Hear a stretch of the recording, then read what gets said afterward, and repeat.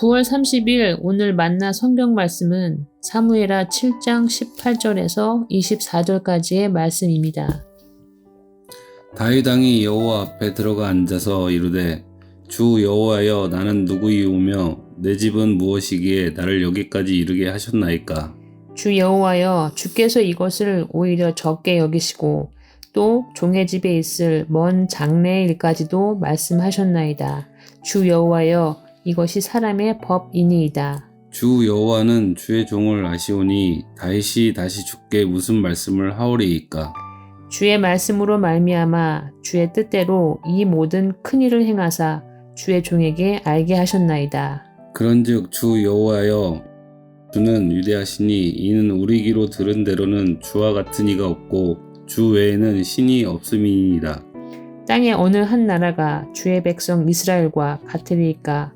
하나님이 가서 구속하사 자기 백성으로 삼아 주의 명성을 내시며 그들을 위하여 큰 일을 주의 땅을 위하여 두려운 일을 애굽과 많은 나라들과 그의 신들에게서 구속하신 백성 앞에서 행하셨사오며 주께서 주의 백성 이스라엘을 세우사 영원히 주의 백성으로 삼으셨사오니 여호와여 주께서 그들의 하나님이 되셨나이다.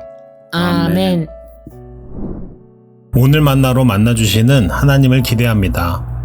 오늘 본문에서는 다윗이 감사와 감격으로 가득 차서 하나님께 감사의 기도를 드리고 있습니다. 지금까지 인도하신 그 에베네셀의 하나님께서 얼마나 아름답고 신묘막측하게 자신의 삶을 돌보고 인도해 오셨는지를 경탄하고 있습니다. 본문 18절에서 19절을 일상의 언어로 의역해보자면 다음과 같이 풀 수 있습니다. 하나님, 도대체 제가 뭐라고 저를 이곳까지 오게 하셨습니까? 하나님, 평범한 집안의 금수저도 아닌 제가 어떻게 여기까지 올 수 있었단 말입니까? 지금까지 주님께서 제 삶을 인도해 주신 것만으로도 벅차고 감당키 어려운데 저의 자손의 일까지 약속하신 은혜를 어찌 갚을 수 있겠습니까? 이렇게까지 큰 은혜를 베푸시며 한 사람의 삶을 이끄시는 것이 어찌 일반적인 일이라 할 수 있습니까? 이렇게 본문을 묵상하는 중에 다윗이 자신의 삶을 회고하면서 이처럼 하나님께 감사와 감격으로 경탄할 수 있는 이유가 무엇이었을까 생각해 보게 되었습니다. 내가 비록 질곡의 세월을 살아왔지만 이제야 드디어 이스라엘의 왕이 되었으니 이제 됐다. 드디어 내 삶은 성공했다. 이런 마음이었을까요? 이와 같이 결과에 집중하여 목적이 달성되면 그간의 모든 과정이 다 보상받을 거라 믿는 이 신념 체계는 어디서 많이 본 듯한 익숙한 사고방식 아닌가요? 네, 바로 타락한 세속사회의 작동 방식이자 신념 중 하나입니다. 좋은 대학만 가면 모든 것이 다 보상받을 것이라는 거짓 믿음.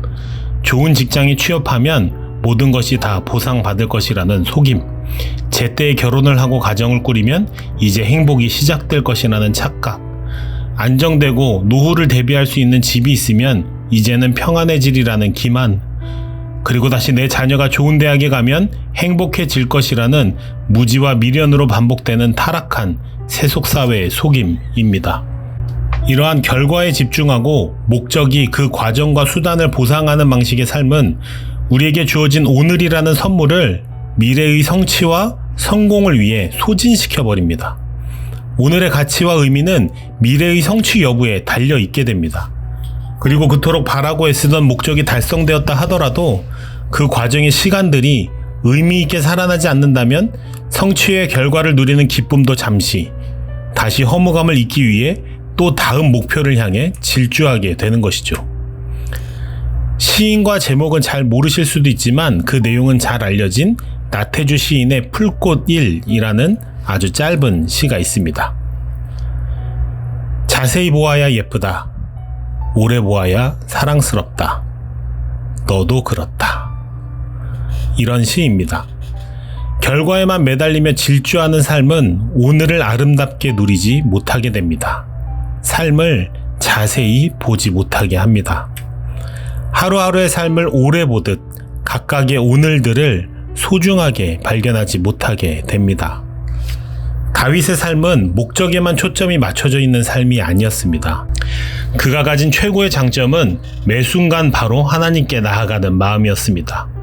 그래서 그가 죽음의 위협을 경험하는 때에도, 억울하게 도망자 신세가 되어 당장의 내일을 기약할 수 없을 때에도, 원수와 같은 사람이 눈앞에 있을 때에도 다윗은 하나님께 묻고 그분의 뜻을 따르고자 늘 하나님의 마음을 살피는 사람이었습니다. 그리고 그렇게 하나님의 마음에 합한 하루하루의 삶이 포개어져 있기에 오늘 본문과 같은 경탄과 기쁨이 가득한 감사를 드릴 수 있지 않았나 싶습니다. 자신의 삶의 구비구비마다 함께 하신 하나님, 자신의 무능과 연약함으로 실패할 수밖에 없는 모든 상황 가운데 인도하시고 이끄시는 하나님을 발견했기에 오늘의 성취도 지금의 안정도 하나님과 더불어 경탄하며 진정으로 감사할 수 있는 것이죠. 목적의 달성에만 초점이 맞춰져 있는 삶은 삶을 자세히 볼 수 없습니다. 오늘을 아름답게 누릴 수 없습니다. 그러나 그 모든 순간들 가운데 하나님을 초청하면 과정의 오늘들이 살아납니다. 단순히 목적을 위해 희생되는 시간이 아닌 과정 중에 역사하시는 하나님을 만난 생명의 하루들이 됩니다. 그러면 삶을 자세히 볼 수 있습니다. 오래 기억할 수 있는 하루가 됩니다. 사랑할 수 있는 시간과 기억이 됩니다. 목적 달성 자체보다 훨씬 의미 있고 가치 있는 오늘들이 모여있는 그 과정의 하루들을 자세히 보고 아름답게 여길 수 있습니다. 오늘 만나러 하나님의 인도하심을 구하시면서 하루를 시작하시는 모든 성도님들의 오늘이 이러한 하루가 되길 소망합니다. 기도하시겠습니다. 살아계신 하나님, 우리에게 허락하신 소명과 관계, 삶의 책임을 위해 애쓰는 일상입니다. 그러나 그 모든 삶의 목적에 매몰되어 오늘의 소중함과 하나님과의 동행을 망각하는 어리석음이 없게 하옵소서. 어느 순간 삶을 돌아볼 때에 성취와 성공의 결과만 남고 그 과정은 기뻐할 수 없는 허무한 성공이 되지 않게 하옵소서. 하나님을 자세히 마주하는 오늘이 되게 하옵소서. 하나님을 오래 누리는 오늘이 되게 하옵소서. 오늘의 일상들을 통해 하나님을 사랑케 되는 생명이 일어나게 하옵소서. 다윗을 향한 신실하심과 동일하게 우리를 향해 손길을 베푸시는 하나님, 그 은혜를 발견하는 오늘이 되게 하옵소서. 십자가의 성취를 위해 매일 하나님과 동행하신 예수님의 이름으로 기도합니다. 아멘. 이제 두 가지 기도 제목으로 기도하시겠습니다. 첫 번째 기도 제목입니다. 세상이 전응해주는 목적을 향해 질주하는 삶을 그치게 하옵소서.